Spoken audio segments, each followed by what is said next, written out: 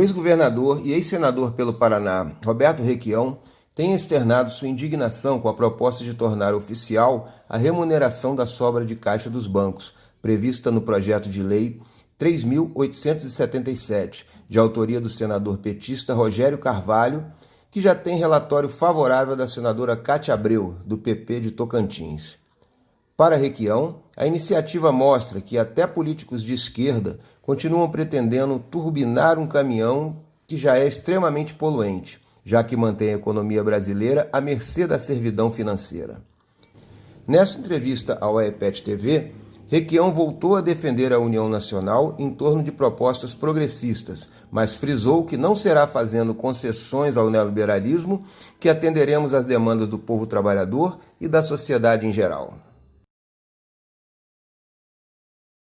A venda de ativos foi decidida ainda na gestão petista de Aldemir Bendini na Petrobras. Este fato é desmoralizante para as forças progressistas que pretendem se unir contra a barbárie que está se instalando no país? Sem dúvida. E foi no governo Dilma que nós perdemos no Senado, por orientação do governo contra nós, a reprovação do projeto do Serra sobre o pré-sal. Nós tínhamos segurança absoluta de que venceríamos, derrubaríamos aquele dispositivo, mas veio uma ordem do Palácio, do Romero Jucá, do ministro das Minas e Energias, que era aquele rapaz, o Eduardo Braga, e, segundo nos consta, levaram alguns senadores ao gabinete do chefe da Casa Civil e nós perdemos, por poucos votos, mas perdemos no plenário por orientação do governo. Como avalia o projeto de lei 3.877 do senador Rogério Carvalho, do PT de Sergipe, que já tem relatório favorável da senadora Cátia Abreu e oficializa a remuneração da sobra de caixa dos bancos a pretexto de ser uma ferramenta de controle da inflação e da dívida pública? Essa história do Banco Central com contas voluntárias dos banqueiros e instituições financeiras é terrível, porque tem pessoas que defendem tecnicamente. Olha, o Banco Central vai ficar mais ágil, ele vai ter mais poder. Mas o que é o Banco Central do Brasil? É um banco que cuida da moeda e do câmbio. Mas este banco, que vê as taxas e os juros de inflação, na taxa Selic e tudo mais, é comandado por indicados dos banqueiros. No governo do Lula, no governo da Dilma, no governo do Temer e agora nesse desgoverno do Bolsonaro. Então, nós estamos dando mais poder para o banco agir em favor do capital financeiro, como vem fazendo ao longo dos últimos anos, e em detrimento da população. Quando disseram outro dia que precisávamos pôr um duplo mandato no Banco Central, ele cuidasse da moeda e cuidasse também do pleno emprego, o Roberto Campos, neto do velho Roberto Campos, que é o presidente do banco, disse o seguinte: estamos cuidando disso, o liberalismo econômico vai cuidar de fornecer empregos no Brasil. E com essa história de fornecer emprego, acabaram com a aposentadoria, aumentaram a carga horária, diminuíram os salários e estão fazendo o diabo, inclusive vendendo a Petrobras. Então, estas ideias vêm embutidas nos nossos governos há muito tempo. No governo do PT também, o Meirelles era o ministro da Economia e foi o presidente do Banco Central. Depois tivemos Joaquim Levy e Nelson Barbosa, mais do mesmo. Então, o que nós estamos vendo com toda clareza é que este aumento de poder do Banco Central é o aumento de poder dos banqueiros contra a economia popular, o regime de pleno emprego, salários e venda clara, liquidação do patrimônio público, venda das empresas brasileiras como a Petrobras, a Eletrobras, Correios e tudo mais. Eu comparo isso de uma forma que eu acho que fica mais clara para todo mundo, da seguinte forma. O Banco Central é um caminhão que nós temos no Brasil, que está carregando cargas com grandes lucros para os seus proprietários, que são os banqueiros. Mas ele está poluindo o meio ambiente. Ele não tem um filtro para a emanação de gás, está poluindo muito. Daí aparece o Rogério Carvalho líder da bancada do PT, e propõe o seguinte: não, vamos melhorar esse Banco Central. O Guedes dá pulos de alegria. Claro, temos que melhorar o Banco Central. O mundo está fazendo isso. O mundo do neoliberalismo que está falido no planeta Terra. E o que propõe o Rogério Carvalho? Vamos colocar nesse motor de 400 cavalos, que é propriedade dos banqueiros, um compressor. Vamos levantar isso para 600 cavalos. Dobra a poluição e aumenta a potência. É isso que eles estão fazendo. Eles estão aumentando a condição do Banco Central ferrar com a economia brasileira definitivamente. E com alguns artifícios muito espertos. Por exemplo, o mandato de 4 anos para o Banco Central está sendo proposto lá. Então, o Bolsonaro, no 3º ano de governo, nomeia os caras do Banco Central e o próximo presidente da República não vai fazer nada. E os candidatos que estão concordando com isso é porque não querem fazer nada. Eles estão se propondo a serem capitães do mato dos banqueiros para sacrificar, caçando em campo aberto os direitos do povo brasileiro e dos trabalhadores. A coisa fica muito clara. Não precisamos de discussão técnica. O Banco Central tem ferrado o Brasil e os banqueiros e os bancos estão tendo lucros simplesmente extraordinários no meio dessa pandemia em que milhares de empresas estão quebrando. Então não tem que haver discussão disso, é isso mesmo. Estão dando mais poder e o estranho é que isso parta da bancada do PT. E logo vem o apoio do Guedes e dos economistas da direita todas. Porque, você veja bem, nós vamos ter uma eleição presidencial pela frente. A mim, que se me dá quem seja o presidente, desde que assuma o compromisso do referendo revogatório das entregas que fizeram de empresas estratégicas para a retomada do desenvolvimento do Brasil, desde que se proponha a diminuir os poderes do Banco Central, acabar o domínio dos banqueiros sobre o Banco Central, desde que restabeleça uma política clara de geração de empregos e de bons salários e restabeleça a liberdade da comunicação, a liberdade da imprensa que não existe mais. A despesa com a dívida pública continua alta, mesmo com a queda da taxa básica de juros, Selic. Quem é o vilão dessa história? Hoje é a operação compromissada. Eles aplicam no Banco Central e adquirem letras do Tesouro. Então, daí, pelo menos no nível da Selic. E agora, com essa brincadeira, eles podem ou pagar mais que a Selic ou pagar menos. O Guedes hoje disse, olha, nós podemos forçar os bancos a pôr dinheiro no mercado para impulsionar o desenvolvimento. Nós podemos dizer que tem uma taxa zero. Não é verdade. O jogo deles é o jogo dos banqueiros, não é o jogo do povo. E precisa ser um político nacional muito despreparado para acreditar que o Banco Central, na mão dos banqueiros, vai obrigar os bancos a utilizar o seu dinheiro com prejuízo em alguns momentos. É safadeza pura ou ignorância córnea. E nós estamos vendo isso com tristeza. Vários economistas aparecem e dizem, não, o mundo inteiro tem sistemas semelhantes. O mundo inteiro está aluindo, quebrando, com situações terríveis que impedem o funcionamento do governo da Espanha, do governo da Alemanha, a Europa toda em crise, com essa independência absoluta do Banco Central. Eu lembro que lá atrás, uma das referências que eu tenho da história moderna, que é o Franklin Delano Roosevelt, brigou desesperadamente para impedir que o Banco Central americano fosse privatizado. E é da Citi Corporation, num acordo que ainda o presidente nomeia o presidente do Banco Central, mas trabalha a favor do sistema capitalista. E o capitalismo financeiro, além do capitalismo antigo, não privilegia de forma alguma a felicidade do povo, a vida dos trabalhadores. É a escravização dos povos, a escravização clara do Brasil. Por isso a minha indignação. Você lembra que na campanha o Haddad disse que era a favor do Banco Central independente e que queria uma meta fixa? Eles estão fazendo isso que disseram, mas isso é tão ruim quanto o Guedes. Agora, é evidente que este Banco Central, com essas medidas, inclusive essa conta de depósito remunerado, vai diminuir o poder do Bolsonaro. Talvez, quando ele quiser avançar com aquela política de criar um novo Bolsa Família com o valor dobrado do PT, eles vão dizer não. Mas, ao mesmo tempo que eles liquidam o Bolsonaro, e o Bolsonaro deve estar sonhando com isso para se reeleger, uma política populista, porque descolada das políticas de desenvolvimento, como, aliás, é o erro dos nossos governos anteriores. Políticas compensatórias sem preocupação com o desenvolvimento sustentável. Então, o Bolsonaro vai afundar, mas o poder dos bancos vai triplicar. E isto é extremamente claro.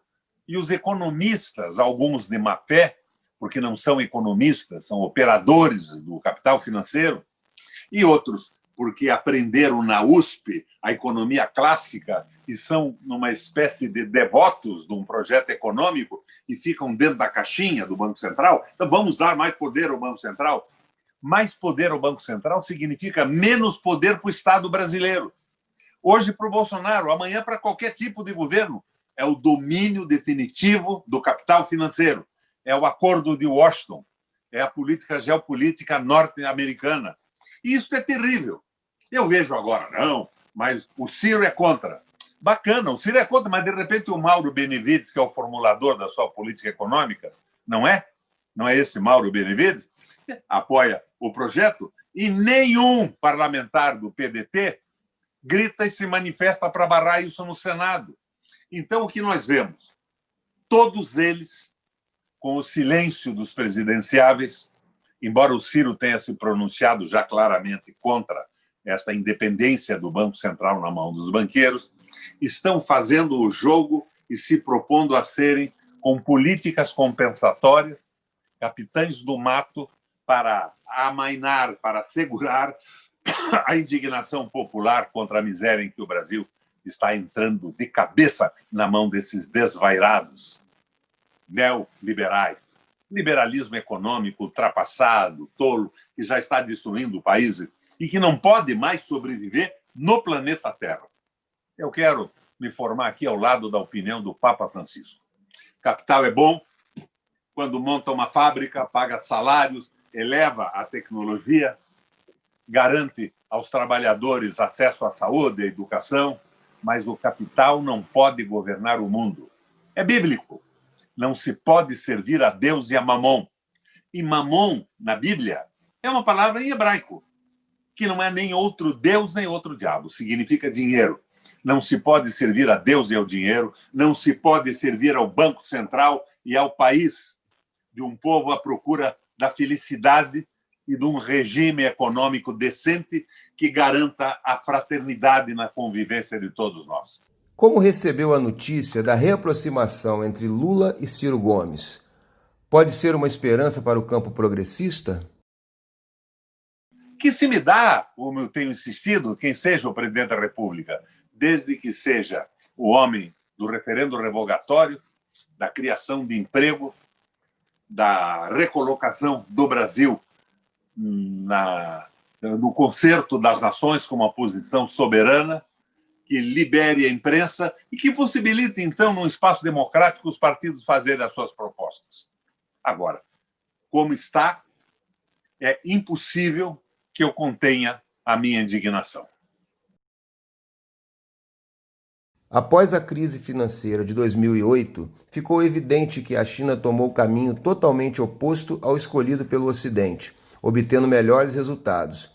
Que lição podemos aprender com o gigante asiático? O Estado tem que ser o condutor da economia com um projeto de soberania nacional e de desenvolvimento. Agora, que se me dá que isso seja operado por um grupo privado, uma associação, uma ONG, uma cooperativa, mas tem que seguir o caminho que interessa ao conjunto da população. É o que a China faz. Ela descentralizou a operação. Que me importa a propriedade do tanque e da tábua de lavar roupa de uma valorosa senhora lavadeira? Não vamos discutir essas bobagens, mas o país tem que se submeter ao interesse do seu povo, não ao de 3 bancos, Itaú, Santander e Bradesco, com o Guedes uma espécie de operador do mercado financeiro, comandando esse processo, vendendo ativos públicos, vendendo a Petrobras, fazendo que o combustível seja vinculado ao preço internacional do dólar, quando nós tiramos da nossa terra, do nosso espaço submarino e refinamos nas nossas refinarias. Diminuíram a produção das refinarias, estão traindo o Brasil. E eu digo a você, com pureza d'alma, que quem apoia essas medidas ou é um canalha ou é completamente idiota. Eu joguei, Lessa, a minha carreira, o meu mandato, tudo defendendo o governo da Dilma, porque eu tinha certeza que, apesar de eu ter sido um crítico do Meirelles, do Joaquim Levy e dessa gente toda, era melhor, porque a base do PT é melhor, tem identidade com a população, tem líderes maravilhosos que eu admiro profundamente, e seria melhor do que a Ponte para o Futuro, que era uma canalice. Mas a Ponte para o Futuro parece que agora é a Bíblia da bancada federal do PT no Senado. Ou não é? Estou enganado? Me mostre isso na prática. Não adianta o Ciro dizer que é contra.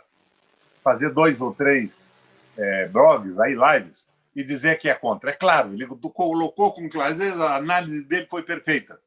Mas quando a bancada dele não se manifesta, de nada vale a fé sem a obra.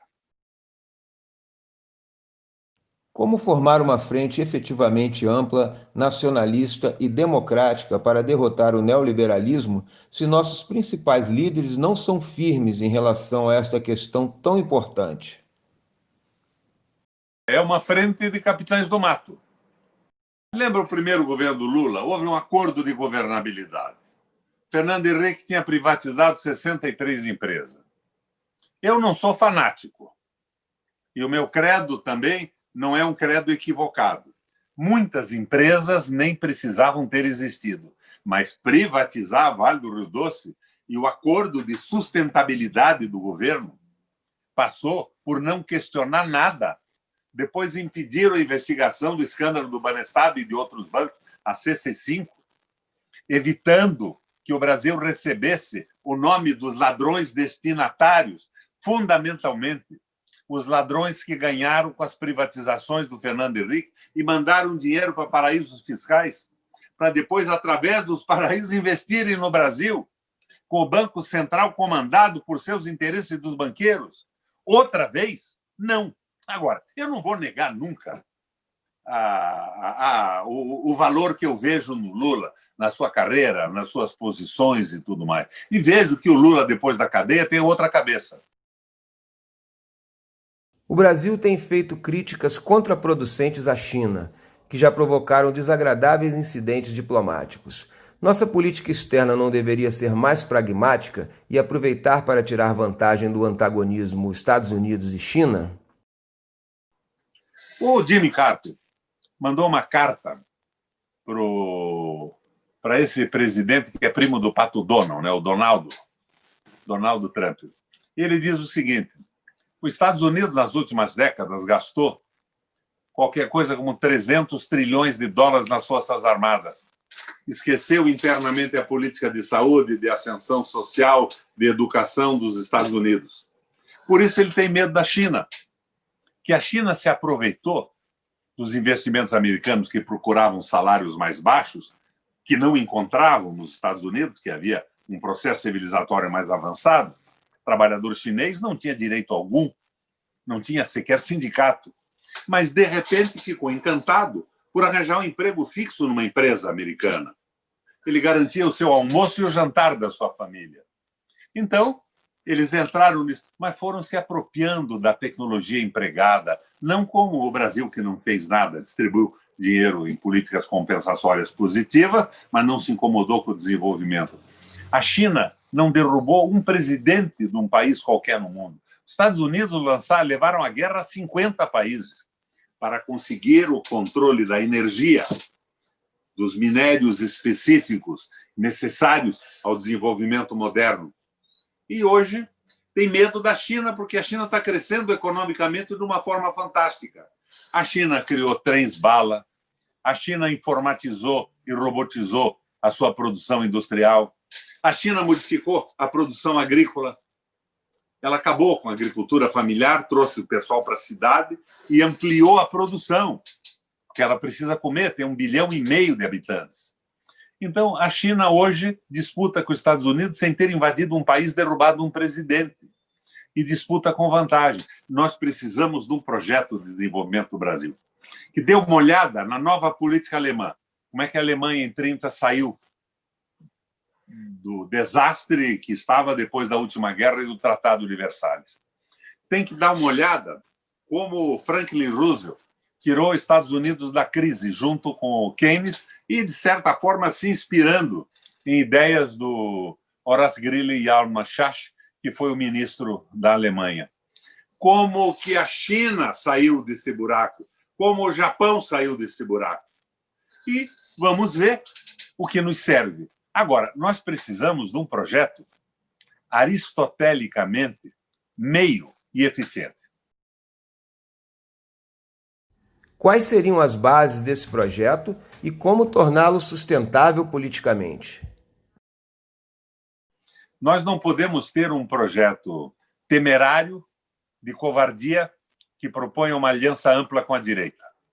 Nós não podemos ter um projeto temerário demais que vá muito à esquerda e que não tenha sustentação nos próximos anos. Nós precisamos, à moda do que gostava o nosso velho gênio da raça Guerreiro Ramos, de um projeto meio, de um projeto sustentável, que abra a perspectiva para o grande diálogo nacional, para a voz dos partidos com as suas propostas econômicas e tudo mais. Mas, acima de tudo, referendo revogatório, democracia restabelecida, posição do Brasil no Concerto das Nações com a força que nós tínhamos antes. Foi brilhante o governo do Lula na política externa.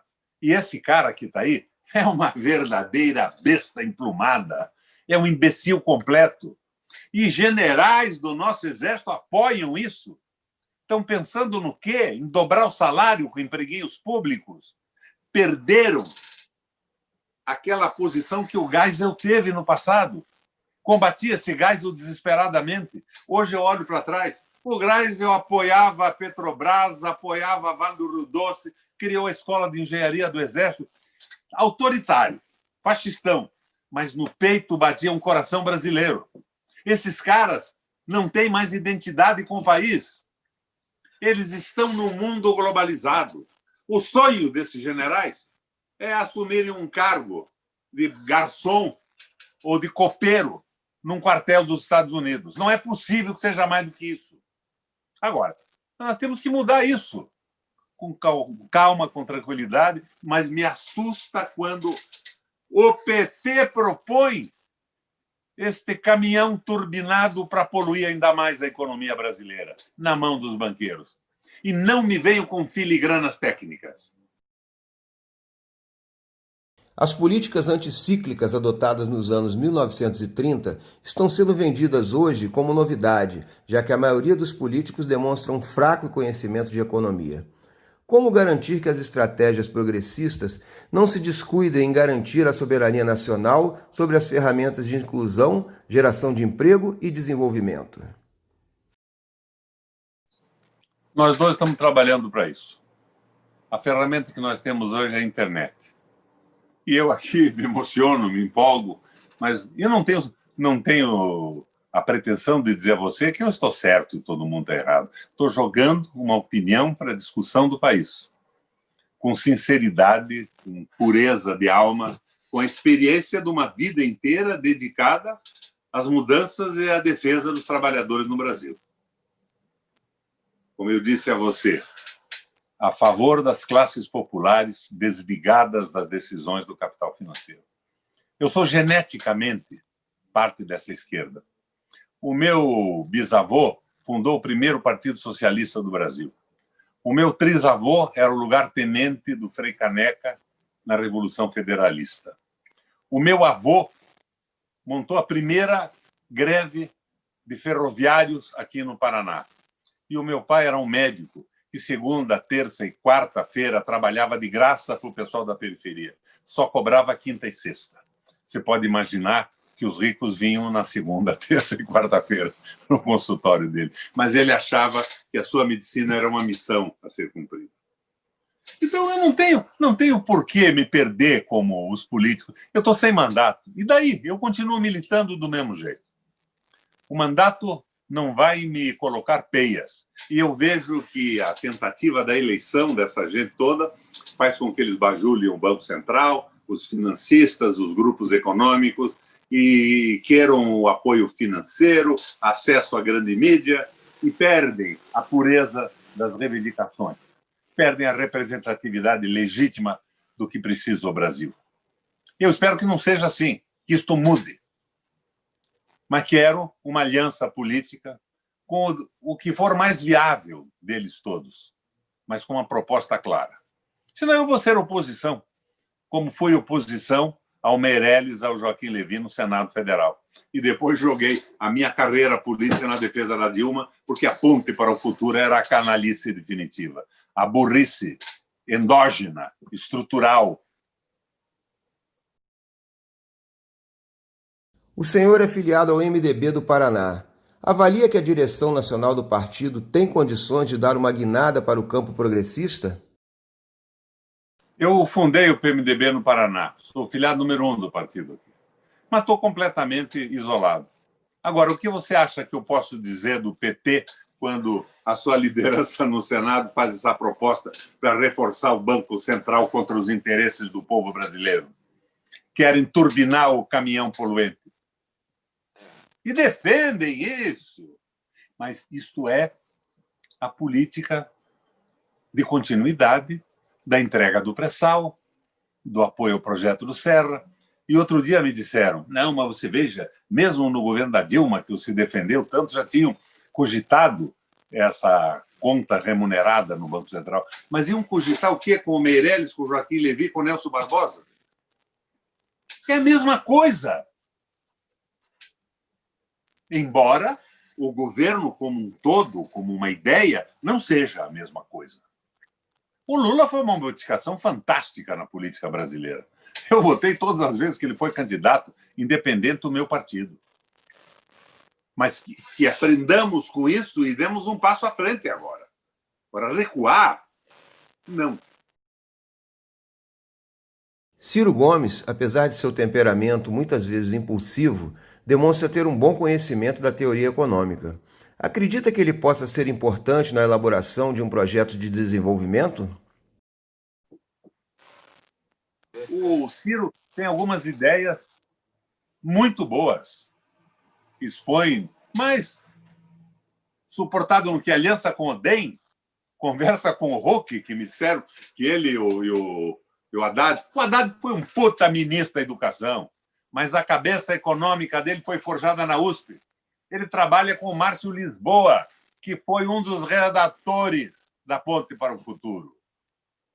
Então, como diria a Clareta Petac, não nos venham de borzeguins ao leito. Essa medida da bancada do PT é a continuidade dos erros do Haddad na análise econômica e na proposta de soluções para o Brasil.